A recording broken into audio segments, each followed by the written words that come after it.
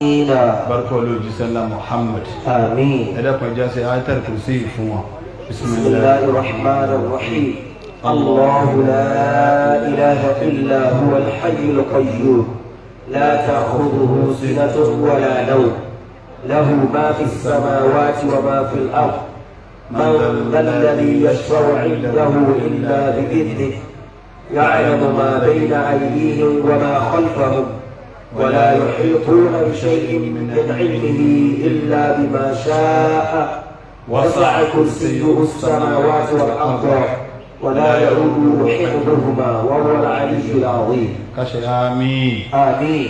àwọn bàbá ní gbogbo àwa tí àwa ń jókòó ti ọ̀rọ̀ Ọlọ́run òjíṣẹ́ ńlá Muhammad sallallahu alayhi wa sallam. àfa àwa eléoró ti wà ń jókòó lẹ̀. adama Allahu hayatahu. àfa àwa Dr.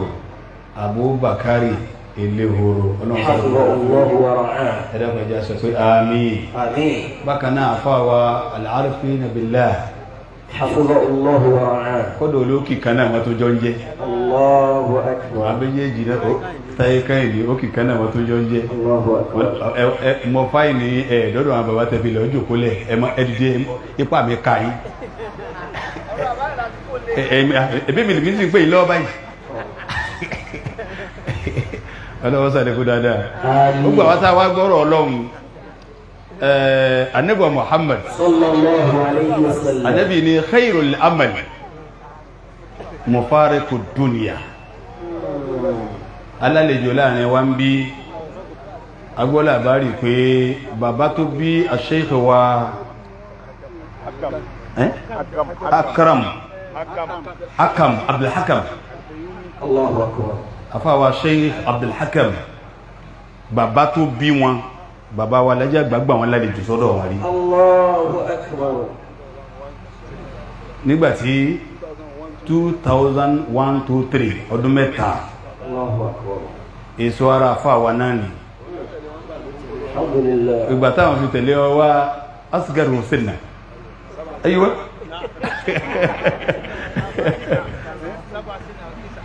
saba alhamdulillah saba sini to alhamdulillah rabbil alamin jame jabe alhamdulillah alhamdulillah. rí nǹkan báyìí ìgbà tó fi tẹ̀lé bàbá tó bí wá ọdún mẹ́wàá ni méje saba ẹ wá wò níṣe òun ló ti di gbàgbù yìí 29 yàrá ìsúnún 6 hours rẹ̀ 6 hours rẹ̀ wọ́n ìsúnún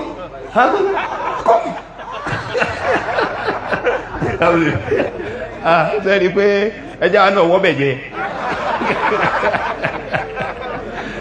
alhamdulillahi rabbil alamin. ọlọ́run jẹ́ ká ṣoríire wala Qur'anil azim wala àwọn ẹni níwájú Ọlọ́run. sẹ́ni pé alibarika àwọn bàbá pọ̀ wọ́n bá funfun sí wọ́n bá dúdú sí ìwà làwọn bàbá fi ṣe ìwà làwọn bàbá fi ṣe kò sẹ́ni tí ẹgbẹ́ bàbá rọ̀. أعوذ بالله من الشيطان الرجيم بسم الله الرحمن الرحيم نعم أعوذ بالله من الشيطان الرجيم الله أكبر بسم الله الرحمن الرحيم فبما رحمة من الله لنت لهم فبما رحمة من الله لنت لهم ولو كنت فظا غليظ القلب ولو كنت فظا غليظ القلب لانفضوا من حولك فاعف عنهم واستغفر لهم وساورهم في الأمر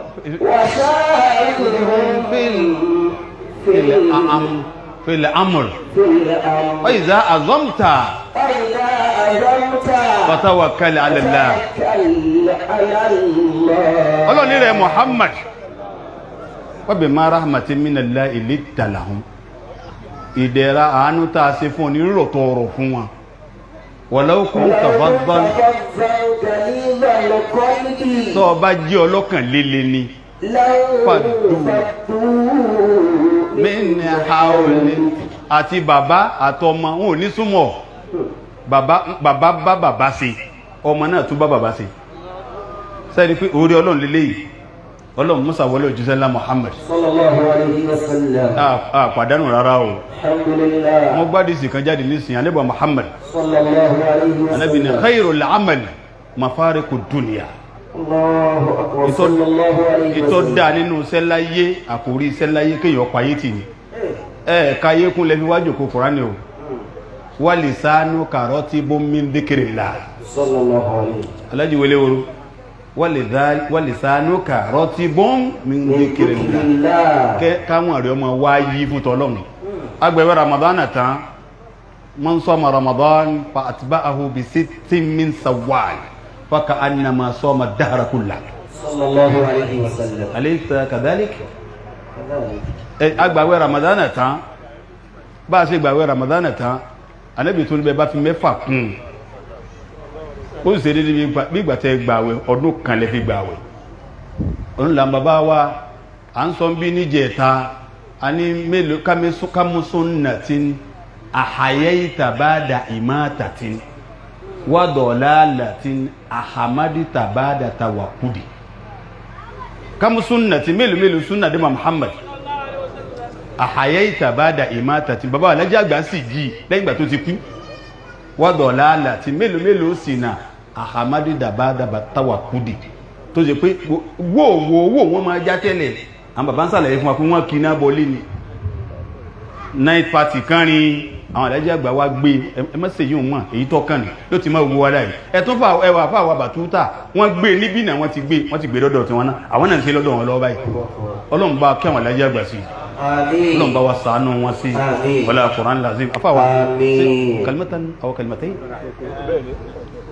tó ẹ̀rí bàbá àdájẹ́ àgbà gbé wọ́n fi kárí gbogbo ayé ẹwà ayé ṣe gbà báyìí kí ni wọ́n náà fẹ́ fi ilẹ̀ táyọ̀ máa sọ kí ni wọ́n náà fẹ́ táyọ̀ máa sọ gbogbo àwọn afẹ́ ìwé lóòrò àti gbogbo àjọ kálukú náà ìṣe bàbá kálukú ń kọ́ àbáwà àrífí ìṣe bàbá tí ṣe gbìyànjú fi ń tọ́ dáa lé ọmọ rẹ lọ́wọ́ tó bá fi ń tọ́ dáa lé ọmọ rẹ lọ́wọ́ òun náà ni ó padà máa ṣàdúrà fún ọlọ́la Ọlọ́run bá wa ṣàlékún fún alájẹ́ àgbà Ọlọ́run bá wa foríjì wọn sí ilé bàbá má jẹ́ ó dàrú bàbá náà lọ́wọ́ ń jòkólẹ̀ yìí àti gbogbo tí ń jẹ́ bàbá Ọlọ́run jẹ́ àríyìn pẹ́ o Ọlọ́run jẹ́ ajá lùbáríkà yìí jìnà Suratu Samad bismillahir rahmanir rahim qul huwallahu ahad Allahu samad lam yalid wa lam yulad ولم يكن له كفوا احد àmín ká ṣe àmín gẹ́gẹ́ bí ṣe ìgbà tó ti sí àwẹ̀ mẹ́fà yìí làwọn bàbá ti yí padà sí 5,000 tí bàbá mú wá ẹgbẹ̀rún 5,000 Ọlọ́run sọ kálukú wa náà lẹ́sùn olórin àfáàtọ́ wá ní sẹ́nà ẹ̀wù tòun ti gbogbo ní àjò náà ẹ̀wù táwọn náà tó fi ilẹ̀ ìtí bàbá sì pa ń bí tọ́lọ́run náà láfi ṣe ọlọ́mùsàbà wà pẹ̀lú bàbá ọ̀ tani òkun wa àfá wa ọlọ́dán màmá wọn ṣẹlẹ̀ lọ́wájú Ọlọ́run àti bàbá àti ìyá Ọlọ́run dákun mọ́sàbá yọ́nú sí wọn ẹjá ṣe àmín àti bàbá àti ìyá Ọlọ́run bá wa yọ́nú sí wọn wala Qur'anul azim láti Darul Arqam láti Ìkòròdú ọmọ bàbá làwa náà Allahu akbar Ọlọ́run bá nífẹ̀ẹ́ iná o ẹ̀yẹ iná Ọlọ́run níjọ́ bàjẹ́ àwọn náà Darul Arqam náà àwọn náà mú 5,000 naira Ọlọ́run kára lùbáríkà fún gbogbo wa náà àfá ọdí omu Ọlọ́run bá kẹwàá bá ọdí omu àti bá sàlẹ̀kùn dáadáa fún 2,000 naira Ọlọ́run sàlẹ̀kùn dáadáa fẹ́ náà bàbá wa kírímìyà lágbàjì 500 naira gẹ́gẹ́ bí ṣe kàlàádà tọ́ àwọn máa gbowó bàbá Mufasir wọ́n wá ń jòkú pẹ̀lú wa ọ̀nà bá sàlẹ̀kùn dáadáa fún yí àwọn náà 1,000 naira àfá wa lálùbọ́sà wọ́n ní tàwọn náà ní 1,000 naira bàbá wa afẹ́rùmalé ti débẹ̀ bàbá wa ló mọ́ta àwọn náà ti débẹ̀ chairman wa Ansar Islam ẹkù jojúmọ́ Ọlọ́run wà pẹ̀lú yíò lánàbí lọ́dọ̀ Ọlọ́run bàbá wa òkè àgbẹ̀dẹ wọ́n ti dé àyí ẹ̀nà wọ́wọ́ yìí yòókù bàbá wa Sheikh Abdullahi Ọlọ́wọ́ sẹ́lẹ̀ al-Imam wọ́n ti dé àyí pàkọ́dẹ̀ bàbá wa Sàkẹ́lẹ̀ wọ́n ti débẹ̀ àfá wa Muhammad Jami Agboro ọlọ́run sáré fún dáadáa bàbá wa ní Mágàjí Agodi àwọn náà ti débẹ̀ ẹjá sọ Allahu Akbar brọ́dà mi náà ti débẹ̀ ọlọ́wọ́ kí àwọn àgbàlagbà ọlá nàbí lọ́dọ̀ ọlọ́run sàgáyánù ọlọ́wọ́ sáré fún dáadáa ẹjá sọ àmín al-Fatiha.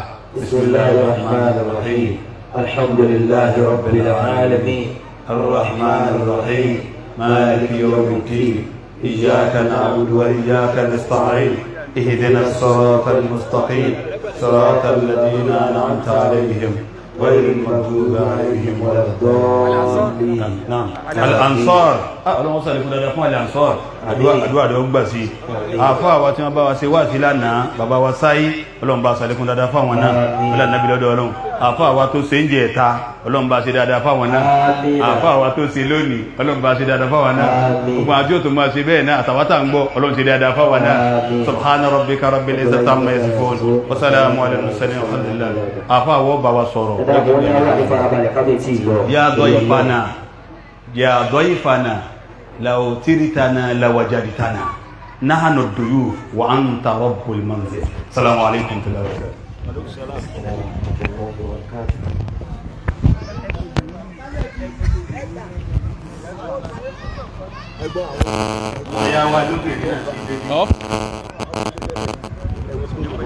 Yo dìde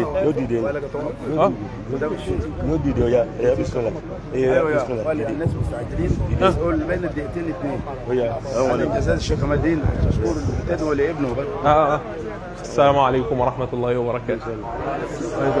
قرب الميكروفون. الحمد لله والصلاة والسلام على رسول الله.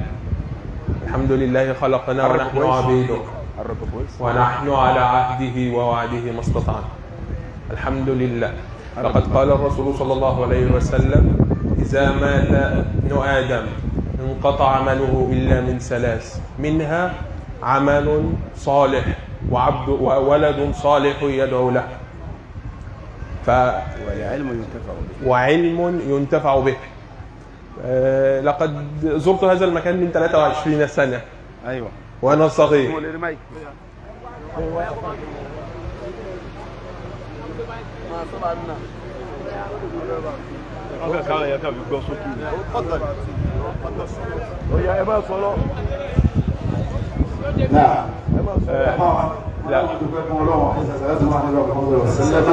Níbi àwọn ti wà láyé ní ìjọbi 23 years ago àwọn wà nígbà wọn wà ní ọmọ ọdún mẹ́rin sí mẹ́fà làwọn tẹ̀lé bàbá wọn wà láti Cairo tí bàbá wọn jẹ́ olórí gbogbo Lárúbáwá Cairo nígbà náà 2023. ترعرعت في هذا المكان 3 سنوات. كنا في كنف الشيخ محمد عبيد الله الأدبي. حبيب الله الأدبي. فقد استقبلنا في بيته واستقبلنا في بلده وساعد والدي رحمه الله في نشر الدين والمعرفة. wọ́n ràn bàbá àwọn lọ́wọ́ láti tẹ ìmọ́lẹ̀ sísá nílùú Nàìjíríà nígbà náà Àbújá ni wọ́n kọ́ ilé fún ọ̀rọ̀ yìí ṣùgbọ́n ìsàsí àmọ́ àwọn ṣẹ̀ṣà tí bàbá wa ẹjẹ́ àgbà ń gbé nílọrin làwọn lọ gbé. فقد كان والدي رحمه الله رئيس البعثة مبعوث من شيخ الأزهر إلى نيجيريا. nígbà náà bàbá wọn jẹ́ olórí gbogbo Lárúbáwá láti Cairo tí àwọn àti àyàn wá nígbà náà. فاستقبله الشيخ في بيته وفتح بيته ومدرسته وسيارته وكل شيء.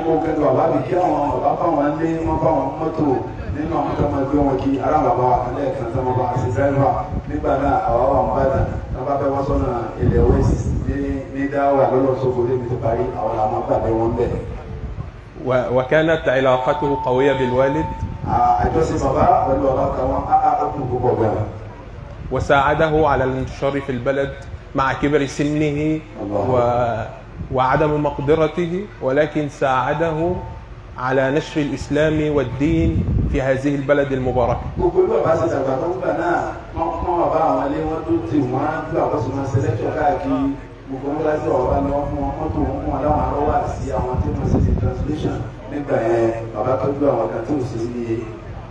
وها أنا أعود بعد 23 سنة أجد نفس البصمات ونفس العمل ونفس الجهد ونفس كل شيء. wọ́n ní ìgbà táwọn wá darí nígbà táwọn wà lọ́mọ kékeré lọ́mọ ọdún mẹ́fà nígbà náà táwọn tíráàbùkù lẹ́yìn pẹ̀lú bàbá wọn àwọn wá darí lẹ́yìn 23 years ọdún mẹ́tàlélógún àwọn tó wá bá gbé báyìí bàbá sí ká báwọn yẹn máa ń jókòó àwọn obìnrin gbọ́sẹ̀ kálẹ̀ kan gbé nígbà táwọn bá wá tí bàbá wa ń bẹ àbí táwọn kẹsẹ̀ bọ̀ sí òní sí ìgbà náà nígbà lọ́wọ́ ní táwọn ọ̀pọ̀ lónìí dáadáa owó tẹ̀tẹ̀lẹ̀ ọ̀rọ̀mọ̀rọ̀ يبقى زي الشيخ خميس بن حاج ما شاء الله ما شاء الله ما شاء الله.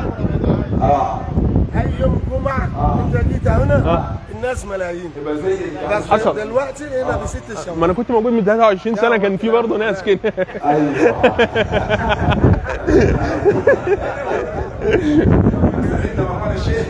ما شاء الله. فبارك الله على القائمين على هذا العمل وجعل عملهم خالصا متقبلا إلى وجه الله سبحانه وتعالى. ورحم الله الشيخ ورحم الله والدي ورحم الله والدي وبارك الله في صحة الشيخ وحفظه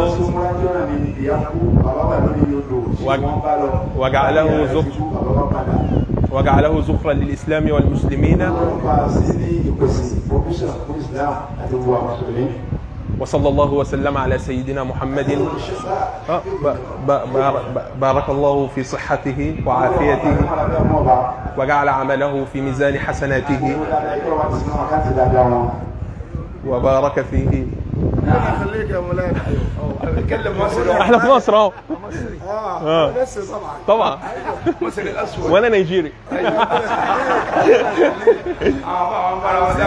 عاوزينك يوم الجمعه الجاي دي عاوزينك تحضر هنا. لو انا ما نزلتش مصر لو ما نزلتش المره الجايه هاجي ان شاء الله. والله ينصرونا. لا باذن الله لا تقلق لا تقلق. بيتك يا مولانا. ايوه طبعا انا متربي هنا.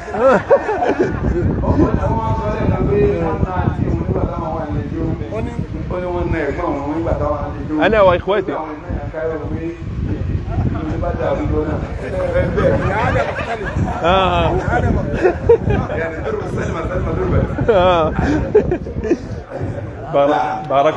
بارك الله في صحة الشيخ وحفظه وأعانه وأشكركم والصلاة والسلام على رسول الله. السلام عليكم ورحمة الله. شكرا جزاكم الله خير. وأيد لنا من أمرنا رشدا. آمين. سبحان ربك رب العزة عما يصفون وسلام على المرسلين والحمد لله رب العالمين. صلى الله عليه وسلم.